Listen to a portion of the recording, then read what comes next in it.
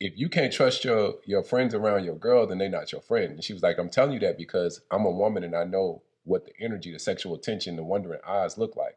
And I had never peeped it, but when she mentioned it, I was like, damn.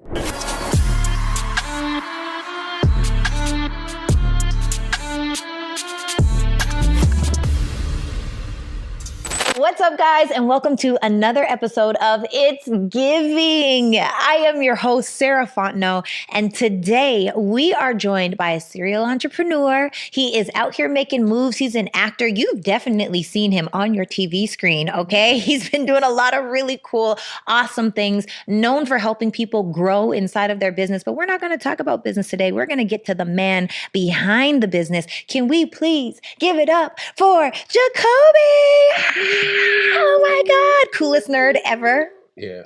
Are you really a nerd?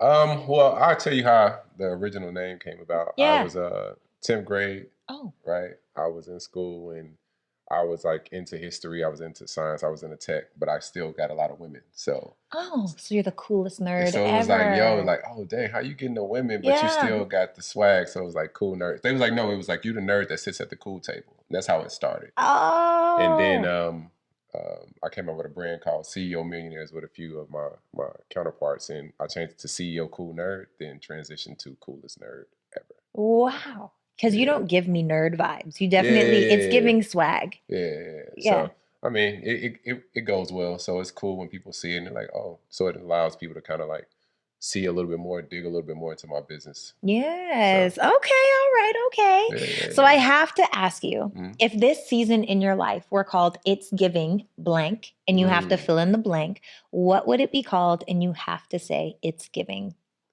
I have to say it's giving. All right.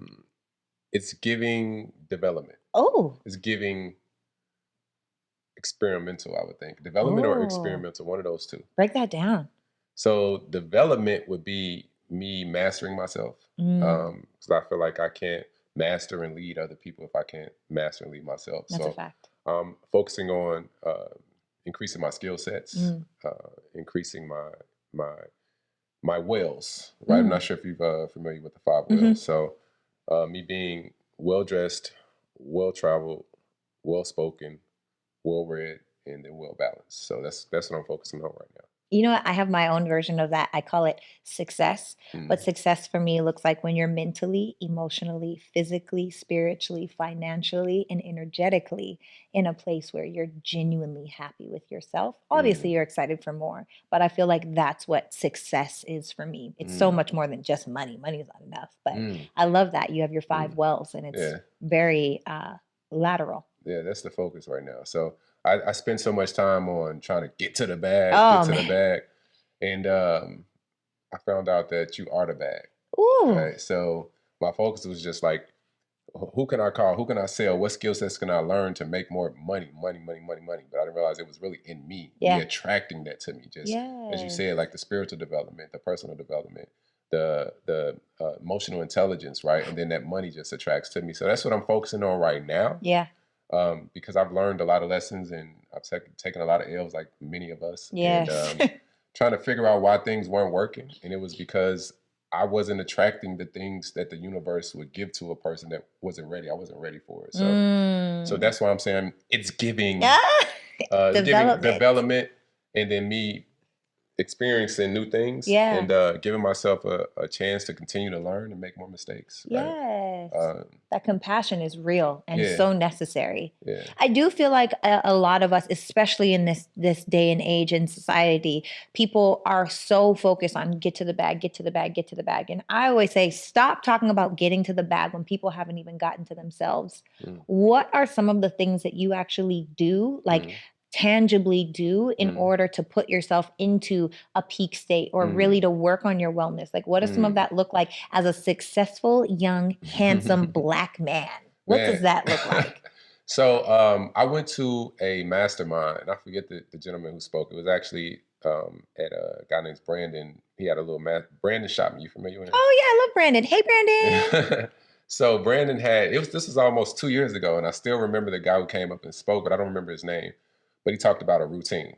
And I've never had a routine, right? Especially as an entrepreneur. It's just like going through, I wake up in the morning and I'm just like as soon as I wake up, this phone is work from sun up to sundown, right? I quit my 9 to 5 to work a 24/7, 25/8, right? Yes. So now is scheduling, getting my schedule down. So I just recently started at Sweat House, right in Midtown. So I've done a few ice baths recently, like the cold plunges. I will not. I just tried it, and it's a very eye-opening experience because you're supposed to meditate in extreme conditions. I just feel like I'd die. Yeah, I just tried it, and then you get into the sauna and you have an extreme heat. So that's like my new thing, is me putting myself in extremities where I can still try to meditate because I'm so distracted. You know, my attention span is probably just as short as the next person that's on social media scrolling and scrolling. But in this moment, I have to be. Yeah. I really have to be. So that's been something new for me. And then getting more well-read, right? I've never been a reader for real. Like I've been a video person, and I retain information differently now. And then even when I was reading, but I wasn't studying.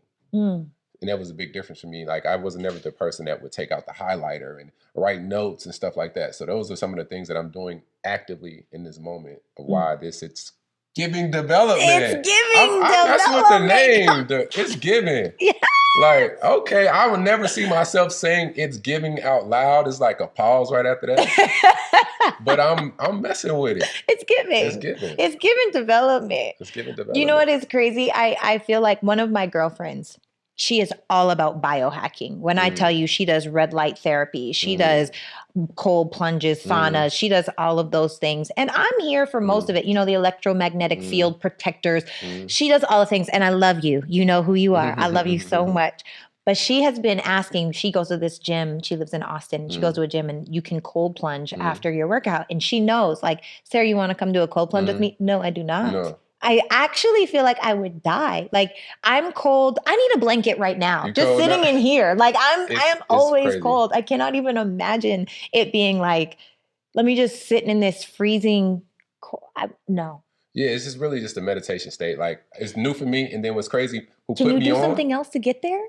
Like, can't I just meditate? The gym. Well, for me, just sitting. Like, can I just pray? I could sit in the bed and connect. With this device beside you, how can you not look at this? Forget this device. Device. I don't need this. You don't need it? No, I don't. When I'm in my zone, I'm in my zone. You know what I do in the morning? What? I have a morning routine for how I get into peak state. Okay. Every day. This is how I protect my energy, how I protect my peace, and I make sure nobody can really bring me to a low vibration because I don't reside there, you know? So as soon as I open my eyes in the morning, I'm like, oh, another day. And then I close my eyes right away. Oh, seriously, literally. And what's great is this takes 30 seconds or less, right? So I open my eyes, I'm like, oh yes. And then I close my eyes and I immediately imagine like a sonic ring or a halo or whatever you want to call it. And I close my eyes and I imagine it going around like my entire body. Like, and I'm like sending love, I'm sending peace, I'm sending healing. I'm literally, so mark my words, Dr. Joe Dispenza talks about people that have healed themselves. We've heard miracles about people that have healed themselves. I was almost paralyzed just about 16 years ago in my lower back. So I have a lot of issues with my lower back. Please believe I'm healed. You hear me? I am healed. I have been doing this energetic in my sonic ring where I am like imagining, and maybe I'm crazy for doing this and maybe I'm a crazy lady, but watch me be, I'm healed. I'm already healed. Let me not even say watch me because that's future. No, it's now. Yeah. And I imagine the muscles in my back like strengthening and elongating. And I imagine cartilage going into where it's supposed to go. I see it while I'm doing this little thing. Anyway, long story short, I do this for like 30 seconds and then I close it around my feet. And then I get up. I make my energy tea. I come back. I journal. While I'm journaling, I'm so blessed, happy, and grateful now that, and I speak my future as if it's now because it's all now. That. And then I go work out. And then I come back from my workout. And then I get in the shower while I'm listening to gospel music. When I'm out of the shower, I'm listening to a book. And then while I'm doing my makeup, when I tell you, Jacoby, say something to me. Like, do you want to fight yesterday or today? I'm ready. Okay, this is Sparta in here. Wow. So every day I'm very intentional with my energy because when I'm off, I feel it. I'm sluggish or I'm not as motivated or I forget what I'm going after. Sometimes we just need to even remind ourselves, what is the goal? Because if we don't know, what are we shooting for? You know? question for you. I noticed that more with women. Why do you think that's more the case for women getting into that state where it's more of a moment of self-love or journaling? Because like I was telling my lady friend, I was like, you journaling, I feel like is a superpower. Like I wish I could take the time to sit back and write. And of course, it's easy to say, just do it. Mm-hmm. But it's like I'm thinking about responsibilities, who I have to take care of, what defines me as a successful man. Like it's like I have to do all of these other things, mm-hmm. but I know those things are going to help propel me to get there faster. So maybe you can just give me some game. Right? I think the reason why a lot of men don't take the time to journal is because society bombards them with thinking that they should not be prioritizing themselves. When the truth of it is, if a man is really and truly being his best self, seeing those goals, doing those things, it only takes 5 minutes. If you could take an hour to go to the gym, make it 55 minutes and journal for 5 minutes, because I do like in my heart, honestly, my heart goes out to men because just like, Black women have this stigma, so do men. Men constantly, oh, you should be like, how many times have we heard in society where it's like, oh, men need to be providing, they need to be this, they need to be that. A lot of men are getting used, not even afraid of being used. They're being used by women that have no intention of being serious with them. And so my heart goes out for that portion of the man. And I can understand why it's like, oh, all of these things.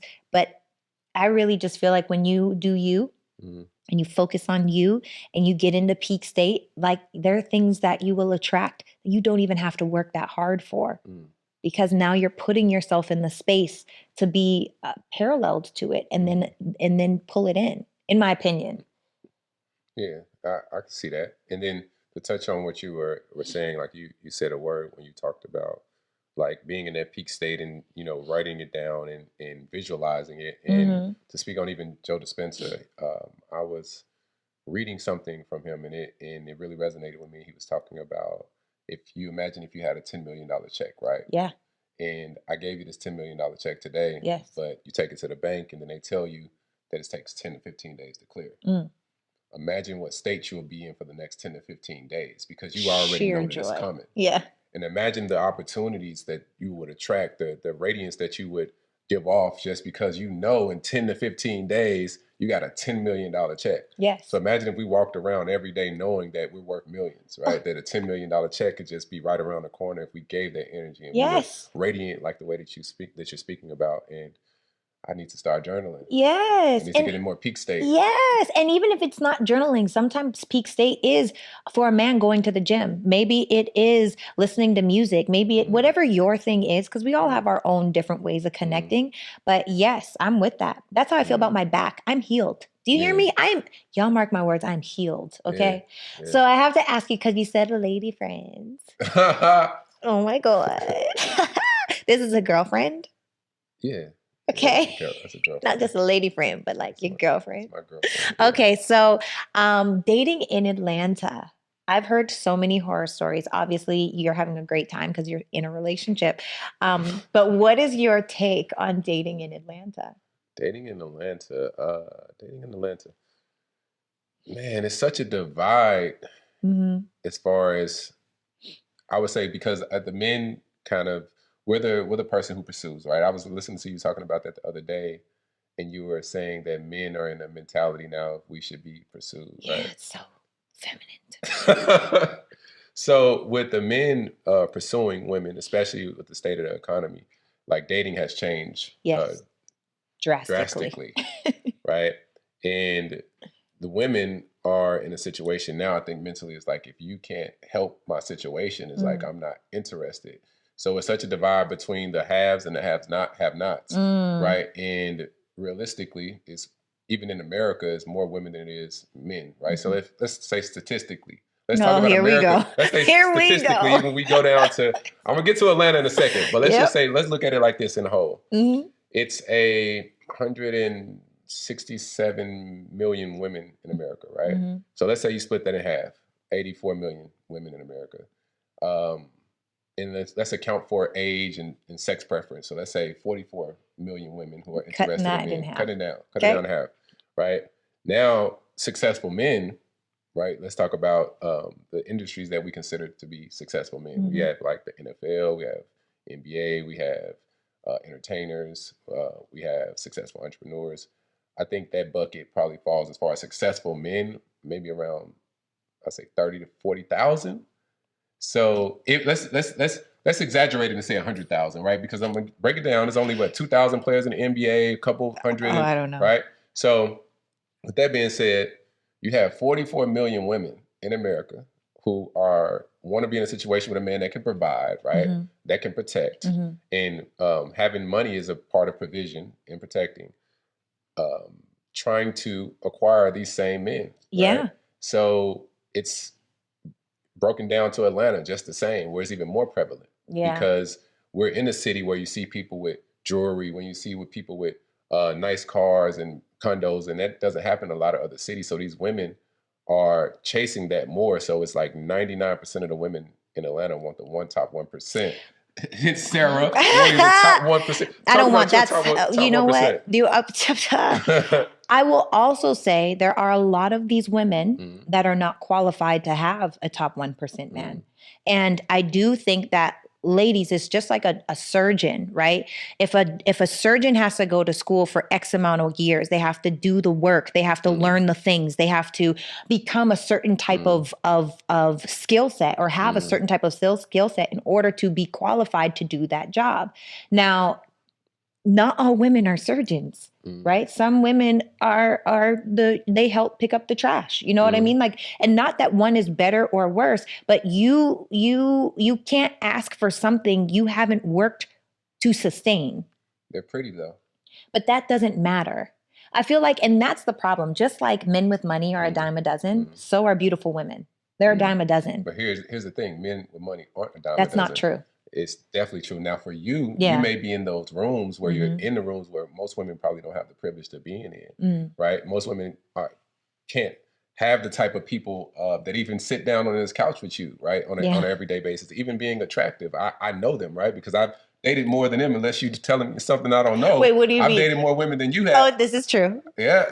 So, but that being said, I'm seeing it's even more that women, when they get a guy with some motion, with something going on, they don't want to lose them, because they're got to go back to Pookie and Ray Ray. What my guy Kevin Samuels was saying. What do you say? Pookie they gotta and Ray Ray and them. Yep. Pookie, Ray Ray and them. Who has a air mattress on the floor, or doesn't have a Netflix account, right? They had to go back to that. Versus the guy who's able to take them out and treat them out every night, can take them to on these trips, right? To do also, men with money is not a dime a dozen. They're not. They are. And I also feel like men that have potential in action, not potential in theory, that even more so, a man getting around the right woman, a woman that is an incubator, that man will grow. Like, money is the easiest thing. What's much more challenging is character. So I am in a lot of the rooms for sure. Like, I the people that call me to check on me, I'm so blessed by God to have the relationships that I have. And that's another thing too. You don't have to sleep. Like, I feel like the second that you start sleeping with all the people, like, I feel like your stock goes down personally. For my ladies, stop sleeping with everything for a chance at whatever that might give. It never really pans out well from what I have seen. But what I will say is, the challenge is alignment. Like, what do you want for your life versus what I want for my life? How do we want to raise our children? How do we want to show up in a room? How do we want to be perceived on social media? Are we even going to do social media? Are you okay with being private? Do you want to be public? Like, there's so many aspects of things that is so much more serious than just the money and the beauty conversation. But what I will say, and I think that where most men fall into the trap, because it's innate, it is they are visual beings. So if you're pretty, you obviously get an opportunity that someone that man would not be attracted to doesn't necessarily get off the jump. But if you have the other things, because that's what keeps a man, that's why, you hear all the time, most men don't choose very attractive women. They might want her for a season or for a night or a fun time, but it's usually not a long time.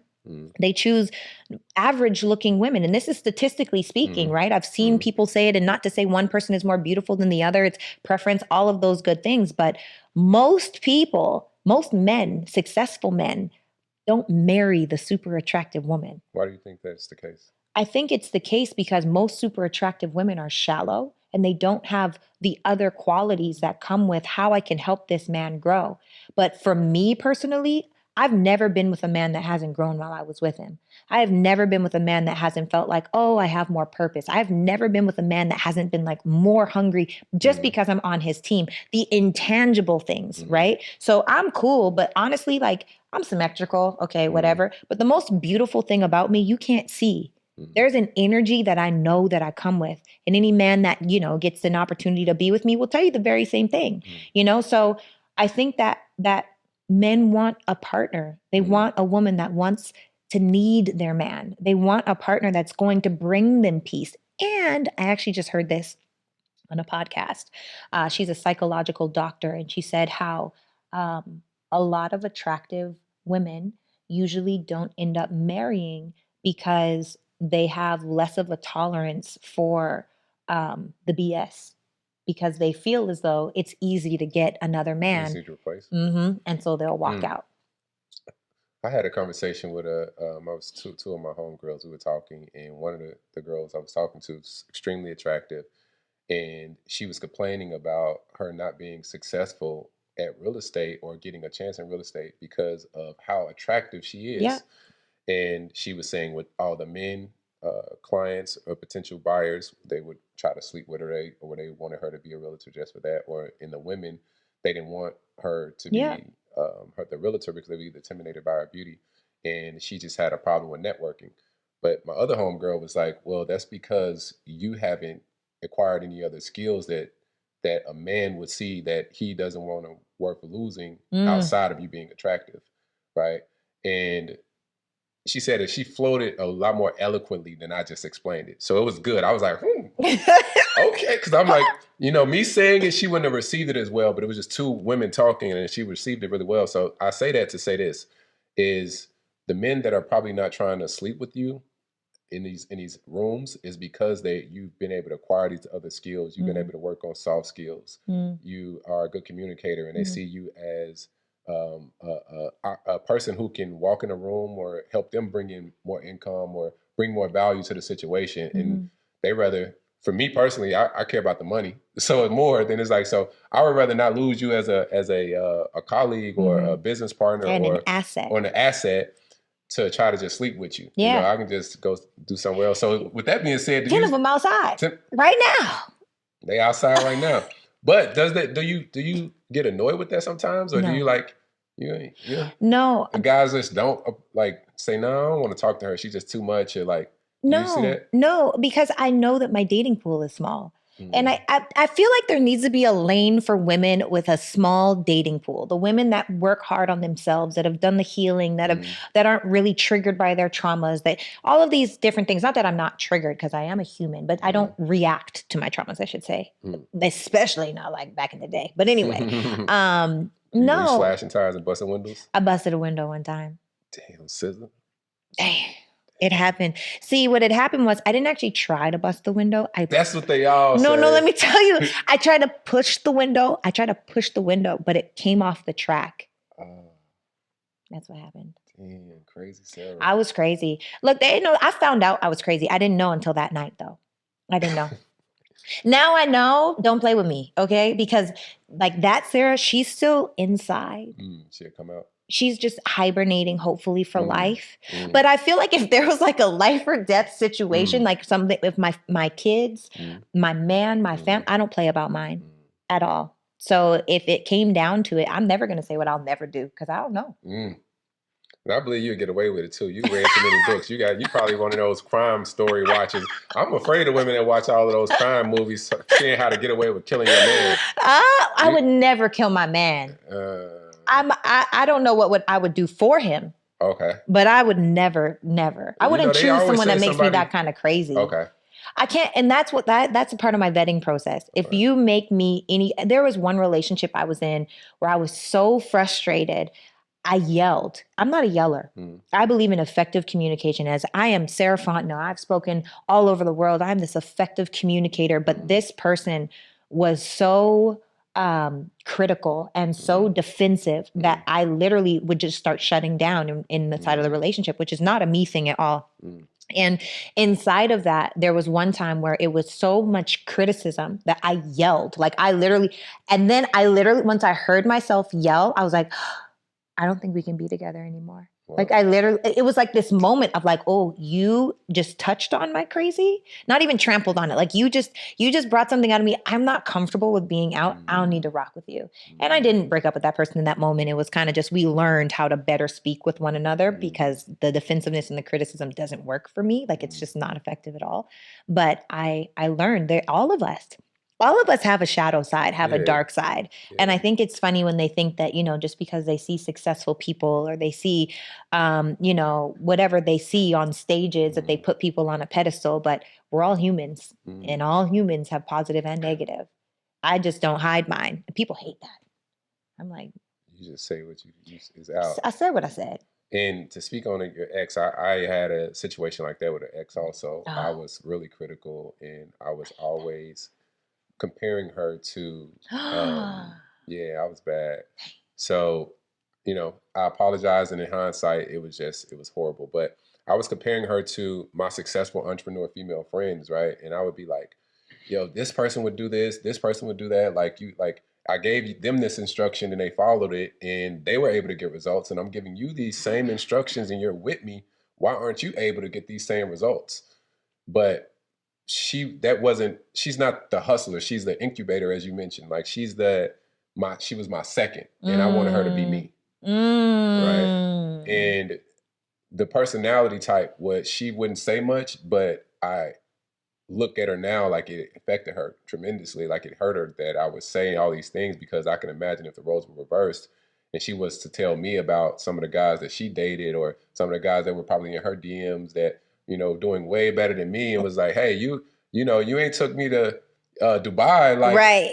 like my boy, like Maddie took his wife, like, right. You ain't did this, or you ain't do that. Dubai right now. Right now. And it's like, damn. So she never did me like that. And I'm appreciative for it, because she could have easily like responded the way, because how I was talking to her, but she never like hit me with those things. And then when we got into a big argument, she brought it up and she was like, yo, you compare me to so many people and at night it hurts. So, for any guys out there, don't do that. Don't do it. Don't do that. Or just choose someone different. Yeah. Because at the end of the day, no one is wrong for their preference. What you want is what you want. What you want is what you want. But when you try to make someone into what they're not, that's when, the stuff starts to boil up. Yeah. Okay. So back to you, dating in Atlanta and men. In Atlanta. So dating and there's way less men than there are women. Successful. That's the point. Right? That's the point. Because most women in Atlanta, they're looking for a man. Still not qualified. Still, they're looking for a man of a certain status, of a certain, class or whatever it may be, who they want to have certain things.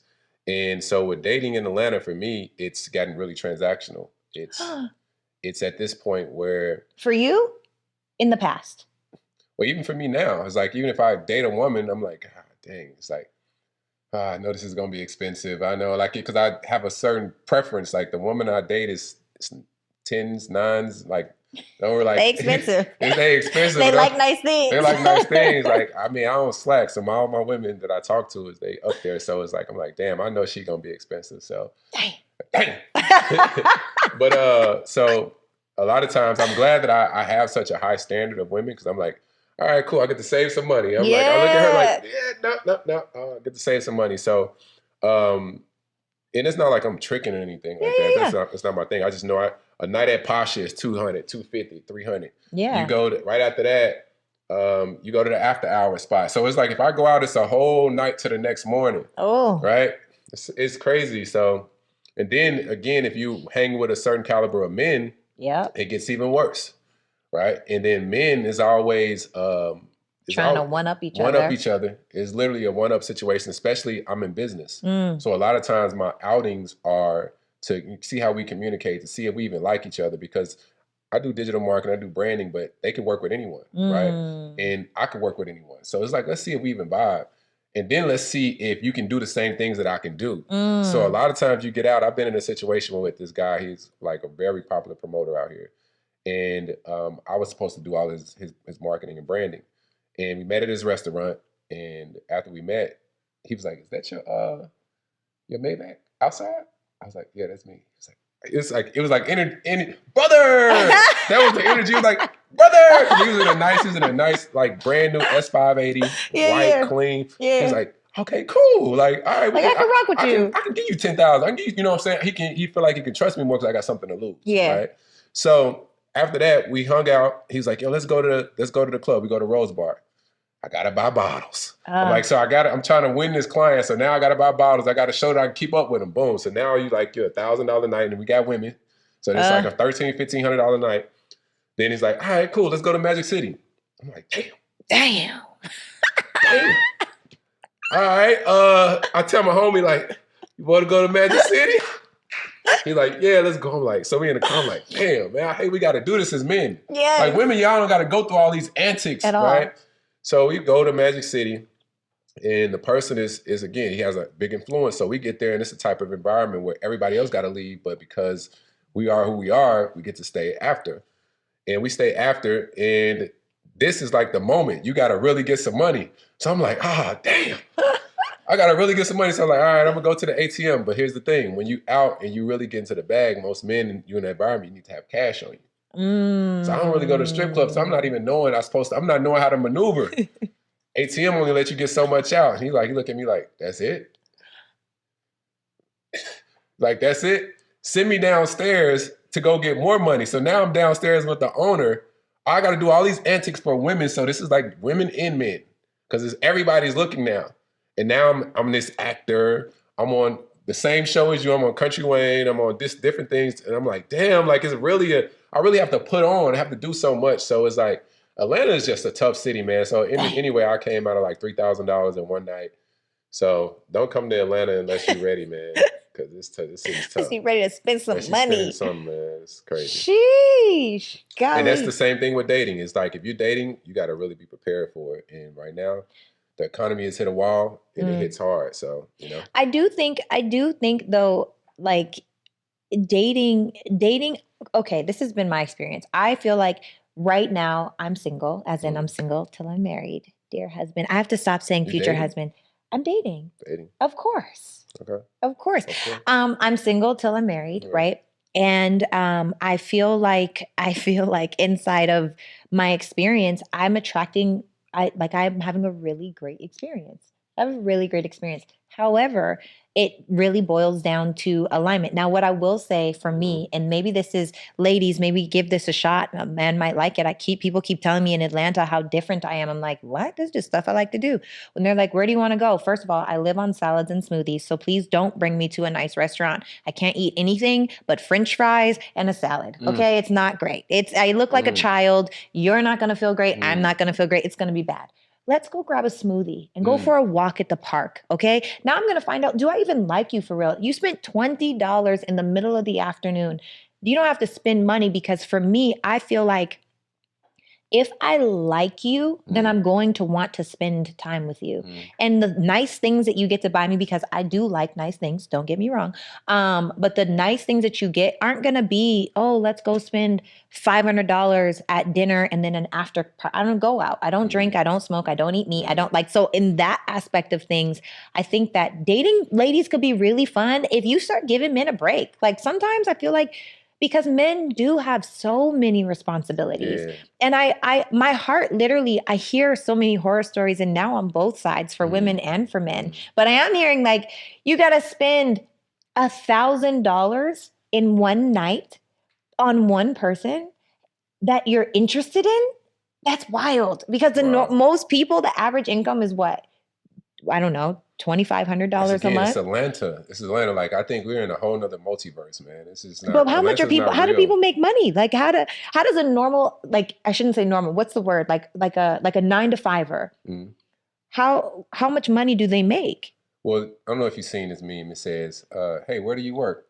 The person responds, "I live in Atlanta." I don't work anywhere. It's just I don't know what people do be here. Hustling out here. Man, everybody's entrepreneurs. It's like the black mecca of entrepreneurship. So if somebody wants to get into entrepreneurship, they need to come to Atlanta. No, no, it's good. It's good networking. Good networking. Are we full? Are we full? Is traffic bad enough? Never mind. Don't come to Atlanta. Don't come to Atlanta. Okay, I have to ask you because you said shows. Yes, we are on the Country Wayne show together, but also, you are on you were on a show, and you went viral. I did. You went super viral. Can I say the name of the show? Sure. You were on the show called Put a Ring on It, and the intention is to find your person and put a ring on it. And you had some comments. You had made some comments. First of all, what did you say? And say it like you said it then. Like don't clean it up right now. Yeah, no. My preference isn't to date a woman with children. I prefer to date a woman without a child. I prefer to not have a ready-made household. I prefer to make my own. I prefer to give you the scars versus the scars already being there. I prefer to raise my own seed. I prefer to look at my bloodline and my legacy. That's just what I prefer. Just like you have all these preferences also. So, that's just what it is. It's not saying that I won't, but that's just my preference, and my delivery wasn't the best on the show. But I think also it's going to resonate with men and women, younger men and women, because if you have a child, it is what it is. It's like I've made a lot of mistakes. I've taken a lot of ills, a lot of things that people will say on a pod that they wouldn't do that I have done. It's too late. I've done it. Yeah. But for somebody who hasn't done it, they're going to take it as a lesson. So I'm hoping that even, more so a woman, a younger girl takes that and says, wow, my SMV would go down. My sexual market value would go down if I was to have a child and I was to get out here into the world. I am realistically considered to be like less valuable as far as a man pursuing you, right? So that's what it is, just realistically. Like women and men both will say in the private room, in the barbershops or in the hair salons, that I'd rather not date a man with a child, right? And the man was saying in the barbershop, like, I'd rather not date a woman with a kid. But, I was just happened to be on Oprah's television and I said it, and a lot of people came for me. But it is what it is. So do you still feel that way? 100%. 100%. I have anecdotal experiences from friends and my own, right? I've dated, I've been in love maybe 3 or 4 times, I would say. Yeah, 3 or 4 times. That's a lot. Yeah. How many relationships have you been in? 3, 4. Yeah, 3, 4. You were in love in all of them? Yeah. Oh. Yeah, I was in love in all of them. And 3 of them had children. 3 of them. And 2 of them, when me and the person broke up, I had to lose her and him. So I've experienced that. So I'm not just talking. I experienced the love of a woman playing with me with a child that's not even my own. So there's women out here that do shitty things to men who with their child, and they toy with them and make them, they like weaponize the child, right? Yeah. And that's their own kid. I was getting weaponized with a step kid, and I felt a certain type of way, and I was just like, damn. So I just don't want to experience that again. That's all. So you don't have children? Nobody's called me yet. No, I don't have any kids. Do you want children? I do. I want to have like I said, I want to have my own legacy. I want to have my own child. I want to have. And how young are you, if you 34. Don't mind sharing? Oh, you're still a baby. Yeah. So when do you plan on starting anytime soon? Or because on the flip side, I feel like I actually just heard 2 women the other night say, this man doesn't have kids. I think he might have been like 40, maybe he was 41. And the ladies, and this was the lady, one of them was looking into dating this guy that was 40 something. And she said, he doesn't have kids, girl. And the other girl was like, that's kind of a red flag. Makes sense. How? I can see both sides. I would say it could be a red flag because maybe this person, if you were to put it in negative terms, I would say for me, actually, no, I'm not going to speak on why it would be a red flag, but for me, the reason why I don't have any kids was, one, because I was really cautious and aware of what a child would do to my financial situation. I feel like that's very mindful. Yeah, so that wasn't for me. But then 2, it was also trying to make sure that I had my stuff in alignment. So maybe this person is like, they're like, this is a red flag. Maybe he doesn't have his shit together. Maybe they're thinking about it like that. It's like, oh, he doesn't have a kid. So he hasn't got it to a point where he feels like he's at a position where he can have a kid, right? So that was for me the reasoning why I was like, you know what, I need to figure some things out. I don't want to have any children until one, I'm married, right? Because yeah, man, it's like even the thought process of how the generation looks at children versus marriage. We don't say that we say we're too young to get married, but we never say we're too young to have kids. It's like you'll see a 21-year-old girl talking about having a baby, but she'll say, I'm too young for marriage though. Yo, that is so real. It's the media. It's like women are running around trying to be more whackable than whackable. Oh. So it's what we hear down our timeline, everything, the influence, the narrative that's painting on social media from who we idolize, from, you know, I ain't gonna say no names, but you know, it's two women that are super going viral, and that's the generation. Oh, I'm sick of them. Yeah. I'm so sick of them. And you know, bless their hearts, no judgment, but I hate when a little girl says that that's who they're looking up to. Why? Like you're literally, and they glamorize what is destroying us. Yeah, for sure. That's the worst part. Yeah. If it weren't glamorized, if it was looked down upon, then no little girl would be saying, oh, I want to be, you know, whatever when I grow up. Like why? You know, it's pretty crazy. More whoppable than wifeable. Yeah, I had a rap that went super viral. You're on a the rapper? internet. I was just playing around. But are you gonna drop something for us? Drop a bar too. Yeah. But I was cracking. I did a fake little rap, and I was talking about, I was just rapping in my kitchen, and it was like 2018, but I was talking about like how a woman, everything in her songs are talking about her.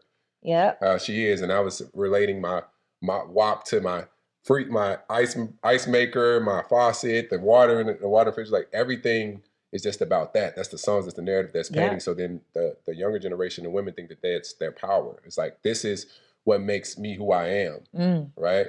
And they look at it in the wrong type of power. It is a power, but it shouldn't be leveraged in the way that we're especially painting for Black women, right? You don't see that in other communities as much. As not pushed, like even with, and we can go down that path with a bunch of different aspects, but just talking about that, we need to change the narrative.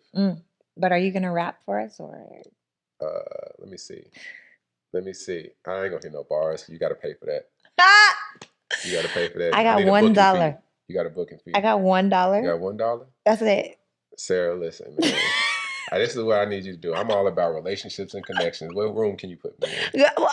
Look, he's teaching y'all something right now, okay? He's teaching you something right now. I got all the rooms. That's all I need. So you gonna rap for us? Money. I mean, all right, cool. So this is my first rap song that I had when I was like 14, 15 years old. I'm ready. All right. I was walking down the street and this girl was following me. So I turned around, asked her, why are you following me? I couldn't believe my eyes. She had a 45. She shot me in my butt, and I ran a Pizza Hut. That was my first rap song. I was like 13 years old. And I retired right after that. Okay, all right. She shot you in the butt and you ran the Pizza Hut. Yeah. Oh, that was, I retired. We can't be everything for everybody. No, you know, we got to choose our battles. We got to choose. Now I'm a rapper as far as an entrepreneur. I spit bars online. Oh, I saw you just spit a bar on me. For real? Yeah. Oh. You weren't what you see when you're so good at it. You're just immersed in it. You don't even know when you're doing it. You just said, Sarah, I got a booking fee. What rooms can you put me in? That's a bar. That was a lesson for anyone listening right now or watching wherever you may be. Shoot your shot. For sure. But there's a difference between intellectually understanding it and embodying it, right? Like we can intellectually tell someone, oh, you should shoot your shot. Oh, you should go out and network. Oh, you should whatever. But when you embody it and it just exudes out of you, it's like it's accepted so much more, intellect versus embodiment. Because it's like I either accept you for who you are or, you know, you're just talking, but you don't really live that lifestyle. Clearly you live the lifestyle. Yeah. That just came out. Yeah. Now you when you saying that, it's like making me reflect back to one of my favorite lines in a book. It talks about being unconsciously competent. No, unconsciously your wish is your command. Right? Is that your wish is your command? I can't remember which Kevin book it Trudeau. was. I think maybe consciously competent. So it's unconsciously incompetent to consciously incompetent to to consciously competent to unconsciously competent. Mm-hmm. So that's the goal that I think everyone should want to get to, is that unconsciously competent, where you don't even, you're so good you don't even realize it. Yeah, it's like driving. Yeah, it's just like driving. So the first stage, though, that's most important is being consciously incompetent. Where you're like, once you figure it out, that's the first step. Like, damn, I don't know, right? And I think that's so important when we finally come to, because like I feel like I don't know shit. I stay in that realm of I don't know shit. And I just got to keep learning, and that's why I want to stay in the rooms, keep learning, keep growing. As I said, it's giving. It's giving development. Yeah, spiritual, mentally, business. What's the other ones you were saying? Some good ones. Spiritually, mentally, emotionally, physically, financially, and energetically. All right, man, text me that. What else is there? Sexually.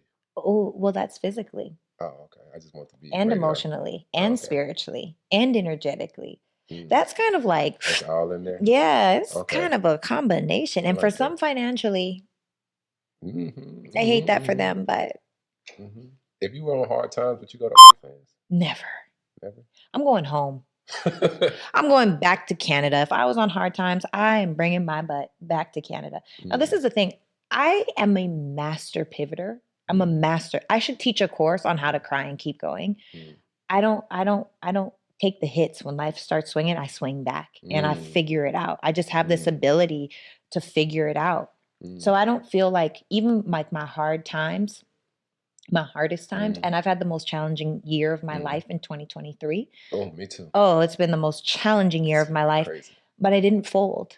I fell, I hurt, I cried, but I didn't fold. And I'm so proud of that now, being on the other side. It's like, man, because let me be honest, sometimes I wish I didn't have the morals I had. I wish I didn't have ethics. I wish that I was just okay with being a sugar baby. I wish I was okay with being transactional. It's these goddamn standards that make things so much harder. I don't need to struggle the way that I struggle when I struggle. But I would rather be happy with myself when I look in the mirror. And for me, that's just not in alignment with me. Now, if it's in alignment with whoever, y'all do you. But for me, I just... sometimes I'm like, I just gotta cry and keep going, you know. I'll be in fetal position. Yeah. High performer. That's the difference. We all go through trials and tribulations. We all go through problems. We all go through issues. But they make us better. The biggest difference between you being like a high performer or high performance period is we don't go through it for days and weeks. We go through it for 15 minutes. You know, we just got to figure out what's next. And like, even when I was just telling you, when we sat down, I shot 100+ pieces of content and no sound, and I just was like, I was sick for like an hour and a half too, and I was just like, all right, well, now I'll never do that again. I'm prepared for it, and it is what it is. But I think God don't like ugly though. So here's the thing. I did this to another female friend of mine. I was like, what did you do today? She was like, I shot some content. I said, how many pieces of content did you shoot? She said, I shot one. I said, how you shoot one piece of content and I shot 115? She was like, your system is set up better than mine. It's more efficient, this and that. And I was just like, come on, man, you should have shot more than one piece of content. You keep saying you want this and you want to get into entrepreneurship, you want to get your brand out there, you want this, but like you're not doing the work. I gave you the instructions. I told you what to do. Boom. Her sound worked. On her one video. You ain't got one video with sound out of 115. You right, God don't like ugly. God don't like ugly. He don't play about me. Oh, man. Let me tell you, God don't play about me. Dang. Dang, so that's good. And then you said something, I know we ended off. You said something about being a sugar baby.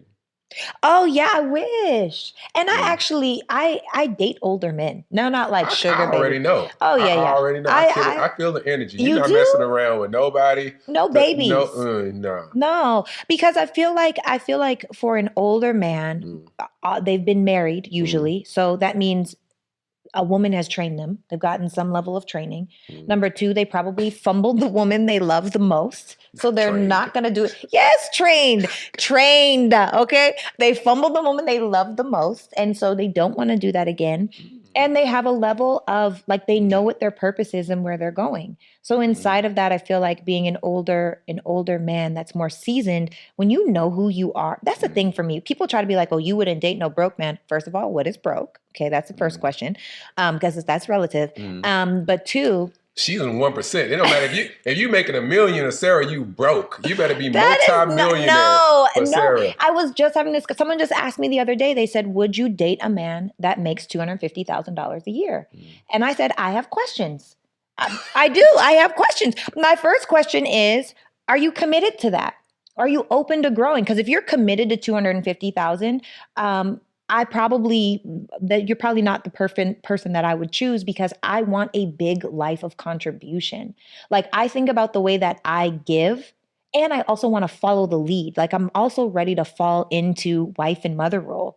And so if I were to fall under your umbrella instead of whatever else it could possibly be, because I want to recklessly trust the leadership of my husband and my partner, right? So if I'm falling under you, can I fit? Do you have capacity?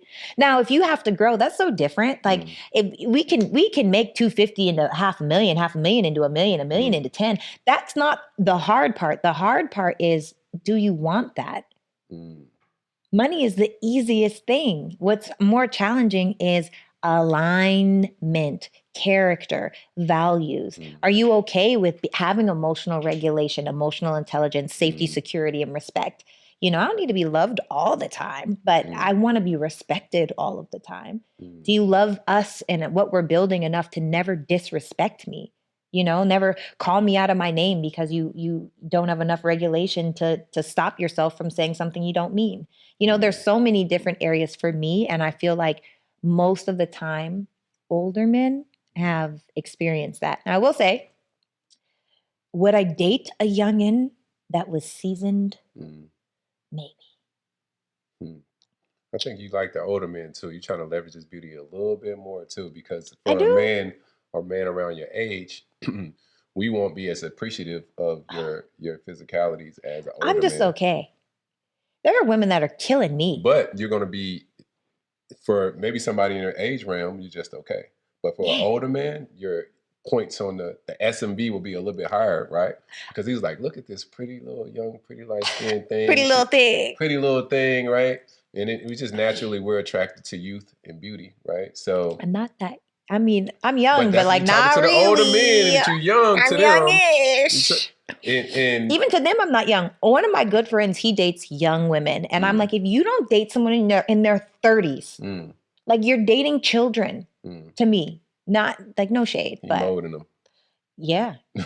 Yes, he is. Outside of the money, I know you talked about character. Like, what do you like?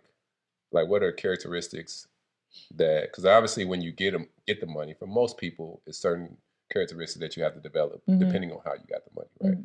So what's like some character traits that you like? Safety, security, respect, emotional intelligence, emotional regulation, openness, and honesty. A man that has these 6 things, I will melt for. In fact, one of my relationships, it was the relationship before my last, I have never been more inside of my feminine than in that relationship. I have never felt more comfortable being all of who I am than in that relationship. Now, we weren't in alignment, so I did walk away.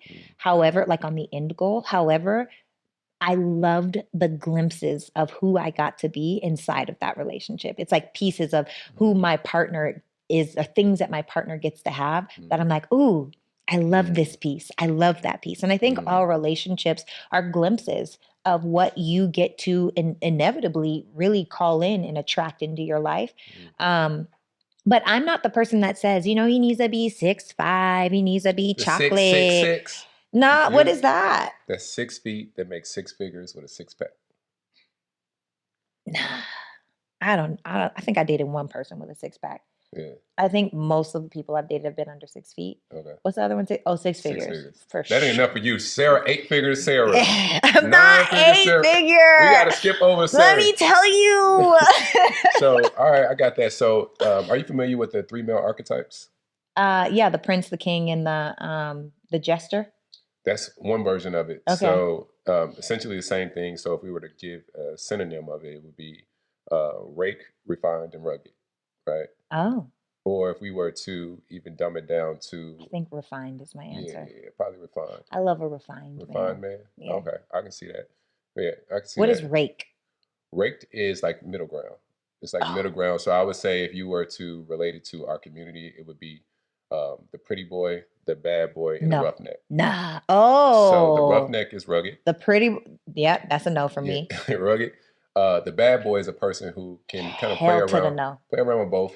He can mess with all these little young girls. Yeah. That's them 30s. No. And then the pretty boy, which is no more the refined. The pretty boy would be Pretty boy is the refined? That's like the more refined one. It's like if you were to I don't want a pretty boy. So not pretty boy as in when you think pretty boy. Pretty boy would be somebody who's just well kept.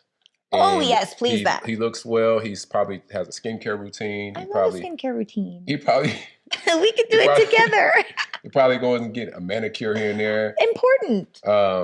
Yeah, so it's that type of guy. And what's unfortunate is I think in our community we don't have that narrowed down to know what is considered masculine, because I seen you talk about the masculine. Well, we could talk about that. We got to bring you back because this is and this is the thing. Masculine and feminine are not genders; they are energies.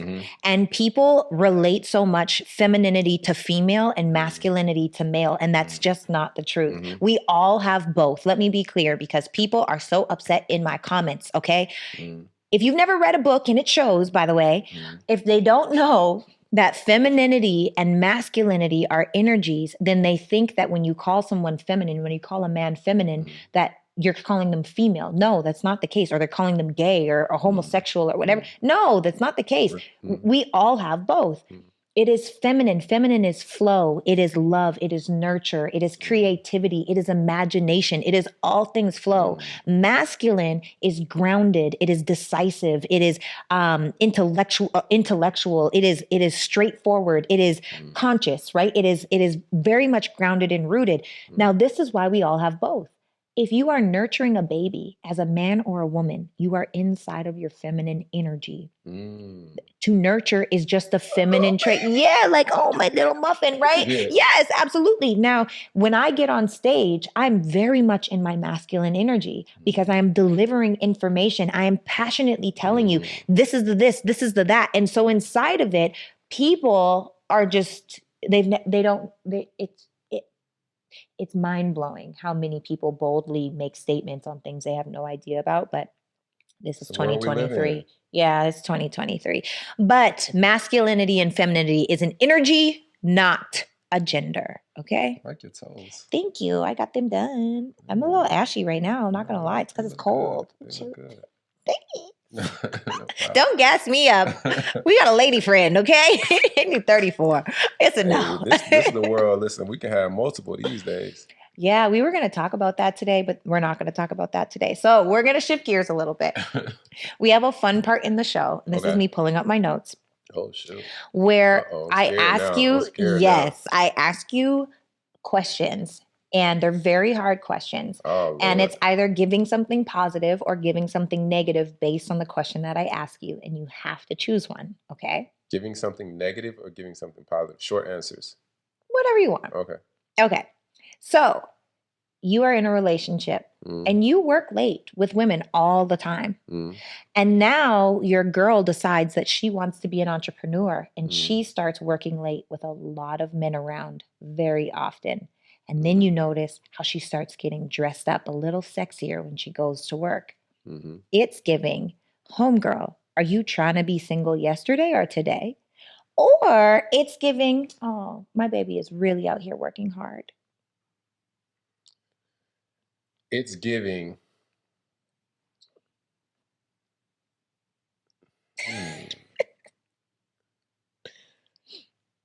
How late she working? Late.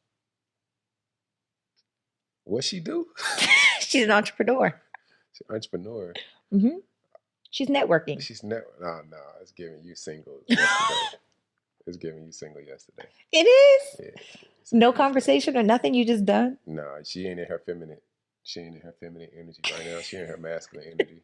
She better go home and go to sleep and watch some Sex in the City or something. Watch her some Roseanne or something.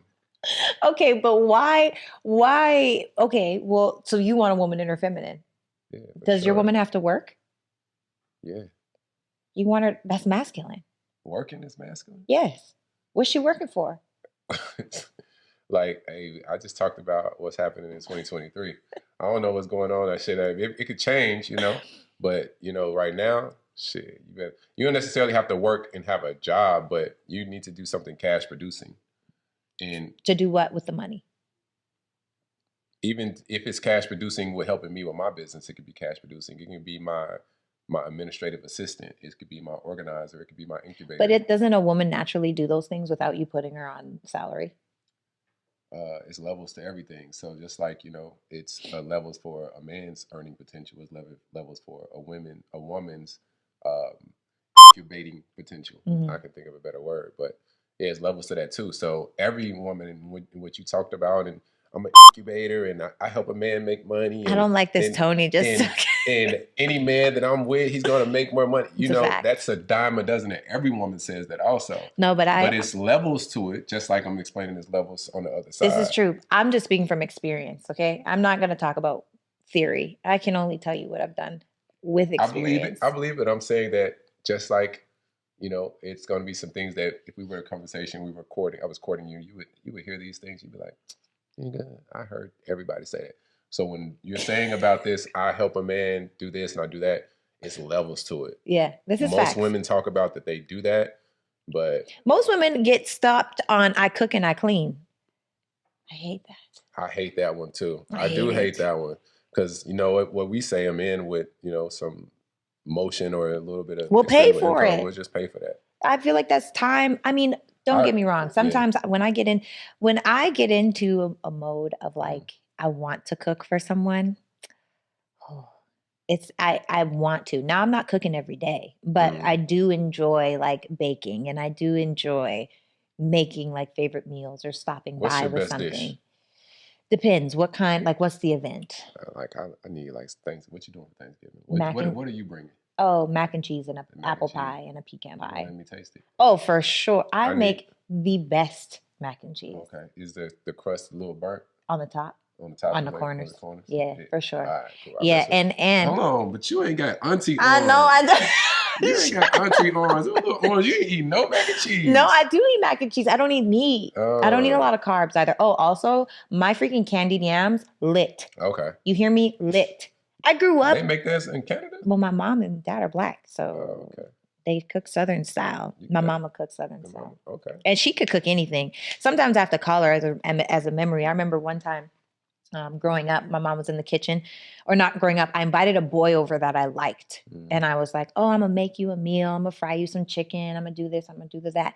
And then I told my mom, like, Mom, I got this boy coming over. I'm about to cook him like dinner. And she was like, okay. I thought my mom on the low was going to like cook for me. And I was going to give him the plate like I did it. We were going to like, nah, she pushed me out the nest.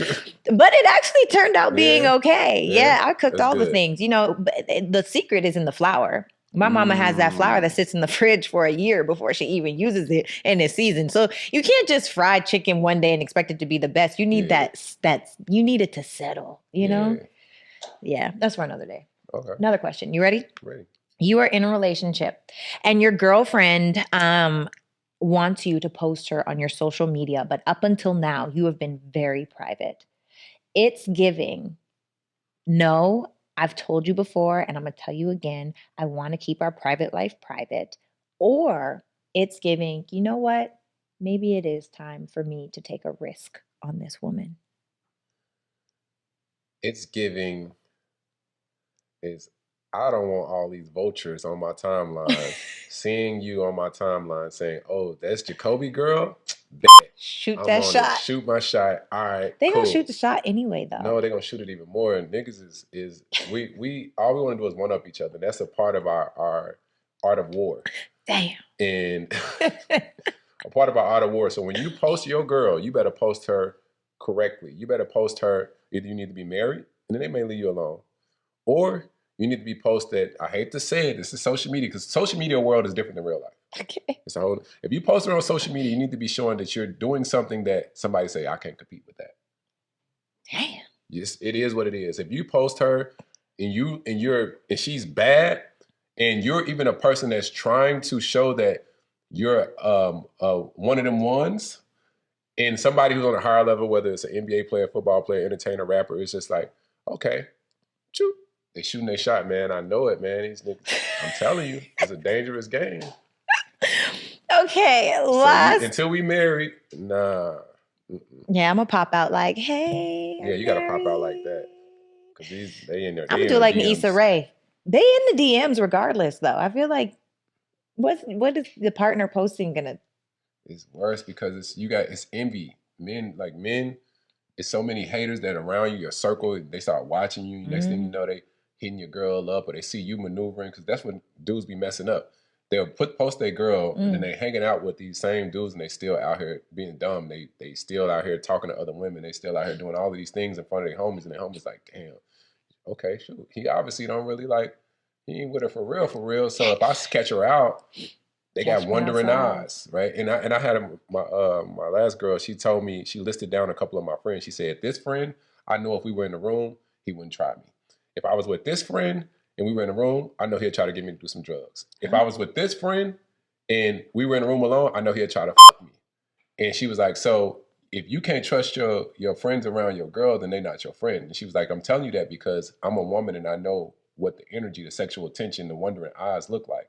And I had never peeped it, but when she mentioned it, I was like, damn, you would try to fuck my girl. And now I'm more aware of keeping him out of my element of even seeing if I'm doing anything and I'm out and about, because the first chance he get, he gonna be on it. He shooting his shot. Wow. And then now he always gonna have one up on Jacoby. Yeah, see, I've talked about this before. Women like, men love the one up, number one. And number two, that's why I personally run down my whole history. And I don't have a lot of history, to be honest, but especially if I know that y'all could run into one another, I don't. I really don't. Okay, I believe. No, I'm a relationship girl. I've been in relationships since I was 16 years old, and they are all fairly long. How long? How many relationships? I told you I had 3. It's a lot. A lot. Okay. It's like 11 or 12. Okay.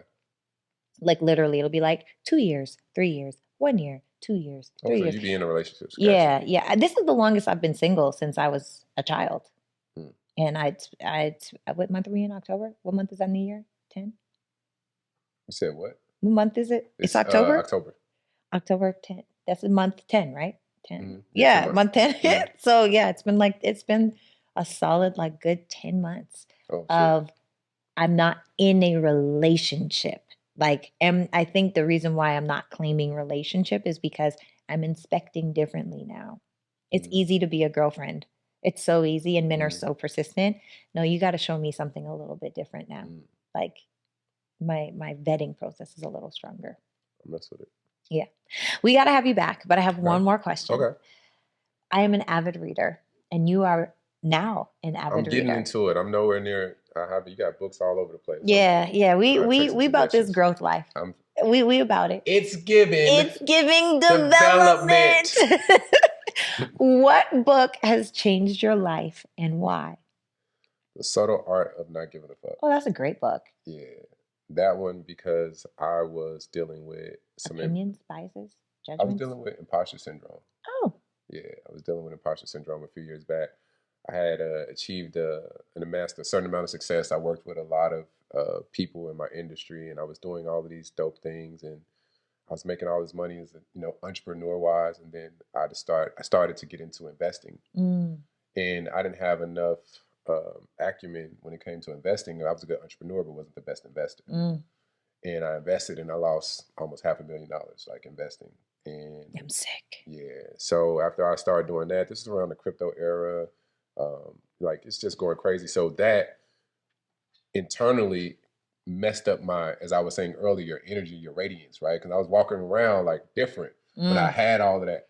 And then when I took that L, I walked around like down, and I forgot who I was. And I was just like, yo, I'm an ex-car salesman turned 7-figure entrepreneur. I've been able to build myself up and getting all these rooms and be able to have my brand across thousands of websites and being able to work with all of these people, like even some people that you got coming soon to the show, being able to work with them, Earn Your Leisure, all these people, right? I've been able to work with all these dope people.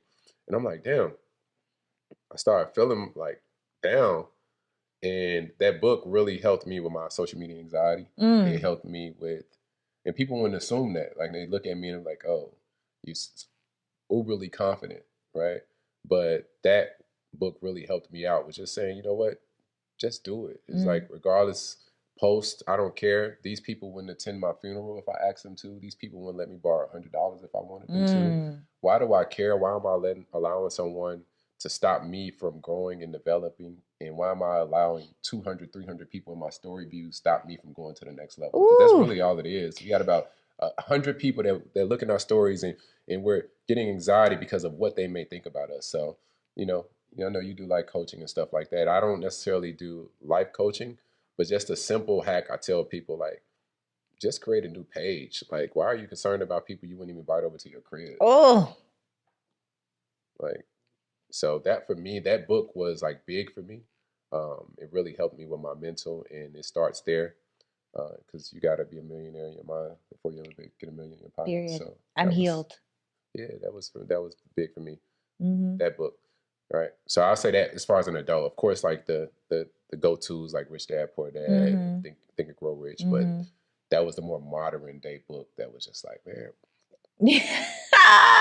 Forget all y'all. Yeah. We don't care. I don't care. Right. I'm out here. Oh my gosh. Okay. And that's why I did what I did on TV. Yeah, we have to bring you back because we have to talk about that. Okay. And some other things that we've talked about, but you just gotta give me the go.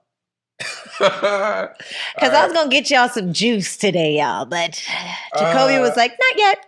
I'm scared. We're gonna get the juice. But today was still juicy. It was juicy. It was great, yeah. I was nervous because this isn't like relationship podcast. Like, well, not even a relationship podcast. What would you consider this? It's a healing podcast. It's a healing podcast? Self-improvement podcast. I've never done a healing / self-improvement. I've only done business podcasts. So I've never like really got into my just everyday behind the story, like who, like my everyday activities and stuff. So this was dope. Thank you. I enjoyed it. Guys, thank you so much for joining us in another episode of It's Giving. If you have not yet, make sure to click that link below and get subscribed and hit that bell so you get a notification each and every Wednesday when we're dropping new content. We got the reels for y'all. We got the short clips for y'all. We got the long form for y'all, whatever it may be. And let us know in the comments, if this chapter in your life were called It's Giving, what would this chapter be called for you? Let us know. And you have to say It's Giving. If no one has told you today, you are freaking phenomenal. Bomb.com. Nothing can stop you but you. But you got to do something about it. Let's get it, y'all.